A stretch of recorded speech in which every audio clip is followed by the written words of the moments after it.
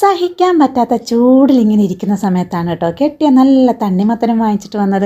അപ്പോൾ ഏതായാലും കൊണ്ടുവന്ന വഴി ഞാൻ പകുതി അപ്പം തന്നെ എടുത്തിട്ട് ഞാൻ ഫ്രിഡ്ജിനകത്തേക്ക് വെച്ചു കേട്ടോ. നന്നായി തണുപ്പിച്ചെടുത്തത് ഇത് ഇങ്ങനെ നന്നായിട്ട് കൊത്തി അരിഞ്ഞ് പാത്രത്തിലേക്ക് മാറ്റി. പാത്രത്തിൽ നിന്നും ഞാൻ നന്നായിട്ട് പൊടിയായി അരിഞ്ഞെടുത്തിട്ടുണ്ട് കേട്ടോ.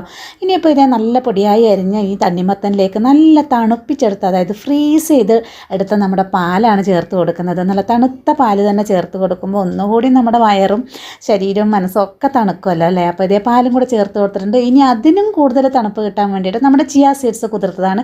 അത് നമ്മുടെ ശരീരത്തിന് നന്നായി തണുപ്പ് കൊടുക്കുന്ന എല്ലാവർക്കും അറിയാമല്ലോ. പിന്നെ മധുരത്തിന് ആവശ്യമായിട്ടുള്ള മിൽക്ക് മെയ്ഡും ചേർത്തു. ഒരു ക്രഞ്ചിനെസ്സിന് വേണ്ടിയിട്ട് കുറച്ച് ബദാമും കൂടെ ക്രഷ് ചെയ്ത് ചേർത്ത് കൊടുത്തിട്ടുണ്ട്, അതായത് ചോപ്പ് ചെയ്ത് ചേർത്ത് കൊടുത്തിട്ടുണ്ട്. ഇനിയിപ്പോൾ ഇതേ ഗ്ലാസ്സിലേക്ക് അങ്ങ് സെർവ് ചെയ്യുന്നുണ്ട്. മേലെ വെറുതെ ഒരു ഭംഗിക്ക് ഒരു ഇത്തിരി ബദാം സ്ലൈസസും കൂടി ഇട്ട് കൊടുത്ത് ഇതങ്ങ് കഴിച്ചാലുണ്ടല്ലോ വയറും മനസ്സും ശരീരവും ഒക്കെ നന്നായി തണുത്ത് കിട്ടും കേട്ടോ.